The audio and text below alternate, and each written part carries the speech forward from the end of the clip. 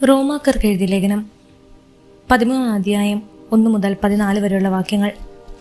ഓരോരുത്തരും മേലധികാരികൾക്ക് വിധേയനായിരിക്കട്ടെ, എന്തെന്നാൽ ദൈവത്തിൽ നിന്നല്ലാതെ അധികാരമില്ല. നിലവിലിരിക്കുന്ന അധികാരങ്ങൾ ദൈവത്താൽ സ്ഥാപിതമാണ്. തന്നിമിത്തം അധികാരത്തെ ധിക്കരിക്കുന്നവൻ ദൈവിക സംവിധാനത്തെയാണ് ധിക്കരിക്കുന്നത്. ധിക്കരിക്കുന്നവൻ തങ്ങൾക്ക് തന്നെ ശിക്ഷാവിധി വരുത്തിവയ്ക്കും. സത്പ്രവർത്തികൾ ചെയ്യുന്നവർക്കല്ല, ദുഷ്പ്രവർത്തികൾ ചെയ്യുന്നവർക്കാണ് അധികാരികൾ ഭീഷണിയായിരിക്കുന്നത്. നിനക്ക് അധികാരിയെ ഭയപ്പെടാതെ കഴിയണമെന്നുണ്ടോ? എങ്കിൽ നന്മ ചെയ്യുക. നിനക്ക് അവനിൽ നിന്ന് ബഹുമതി ഉണ്ടാകും. എന്തെന്നാൽ അവൻ നിന്റെ നന്മയ്ക്ക് വേണ്ടി ദൈവത്തിന്റെ ശുശ്രൂഷകനാണ്. എന്നാൽ നീ തിന്മ പ്രവർത്തിക്കുന്നുവെങ്കിൽ പേടിക്കണം. അവൻ വാൾ ധരിച്ചിരിക്കുന്നത് വെറുതെയല്ല.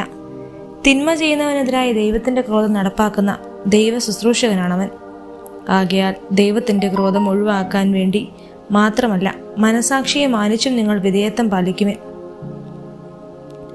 നിങ്ങൾ നികുതി കൊടുക്കുന്നതും ഇതേ കാരണത്താൽ തന്നെ. എന്തെന്നാൽ അധികാരികൾ ഇക്കാര്യങ്ങൾ നിരന്തരം ശ്രദ്ധ വഹിക്കുന്ന ദൈവ ശുശ്രൂഷകരാണ്. ഓരോരുത്തർക്കും അവകാശപ്പെട്ടിരിക്കുന്നത് കൊടുക്കുമേ.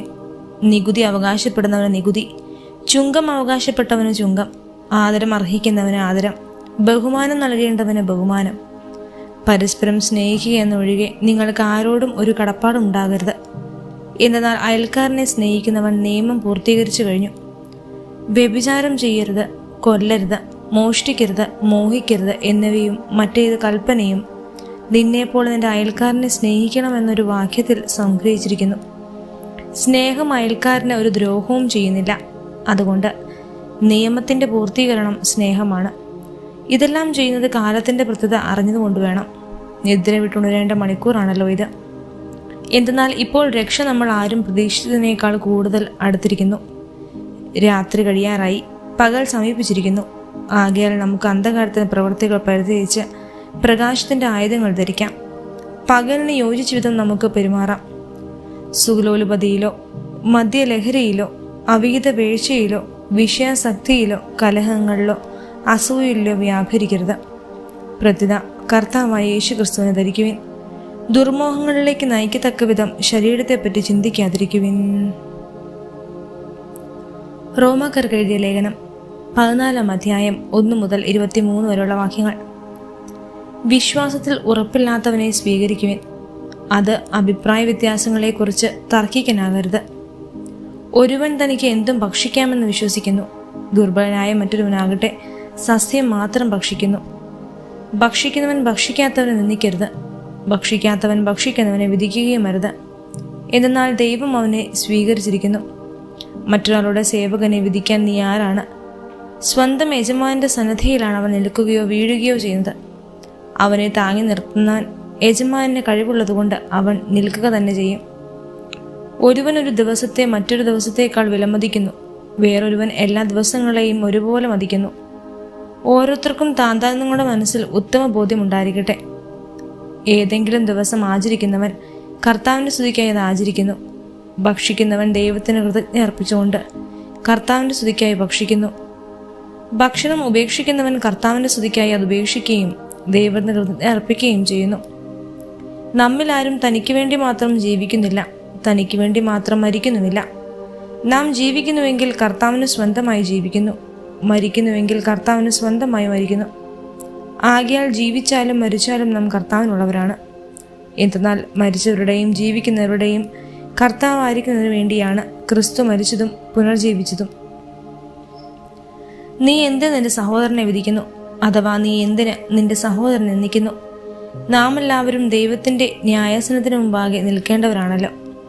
ഇപ്രകാരം എഴുതപ്പെട്ടിരിക്കുന്നു: എല്ലാ മുട്ടുകളും എൻ്റെ മുമ്പിൽ മടങ്ങും, എല്ലാ നാവുകളും ദൈവത്തെ പുകഴ്ത്തുകയും ചെയ്യുമെന്ന് കർത്താവ് ശപഥപൂർവ്വം അരുളി ചെയ്യുന്നു.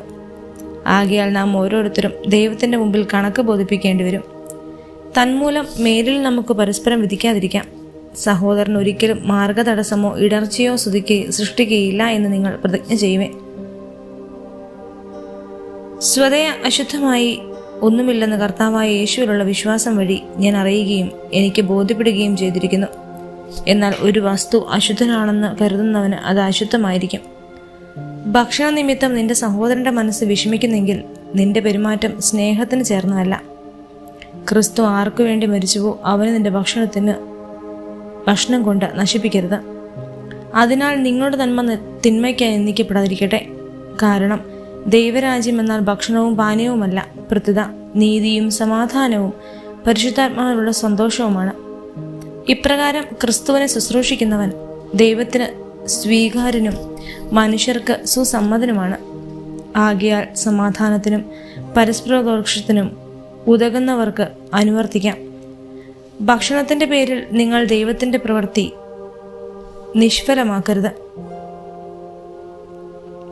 എല്ലാ വസ്തുക്കളും അശുദ്ധമാണ്. എന്നാൽ അപരന് വീഴ്ചയ്ക്ക് കാരണമാകത്തക്ക വിധം ഭക്ഷിക്കുന്നവന് അത് തിന്മയായി തീരുന്നു. മാംസം ഭക്ഷിക്കാതെയും വീഞ്ഞു കുടിക്കാതെയും നിന്റെ സഹോദരന് പാപകരണമാകുന്ന ഒന്നും ചെയ്യുന്നതും ഇരിക്കുന്നത് നല്ലത്.